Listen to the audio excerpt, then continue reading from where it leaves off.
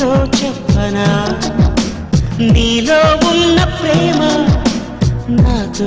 చెప్పవా ఇప్పుడే కొత్తగా వింటున్నట్టుగా సరదా తీరగా అంటానుగా మనని చూడగా ఎవరు లేరుగా మనసే పాడగా అడ్డే లేదుగా రెప్పలలో నిప్పుల నిగనిగ నిద్రనే పొమ్మని తరమగ ఇప్పటికో ఆప్తుడు దొరకగా వయారి వయస్సు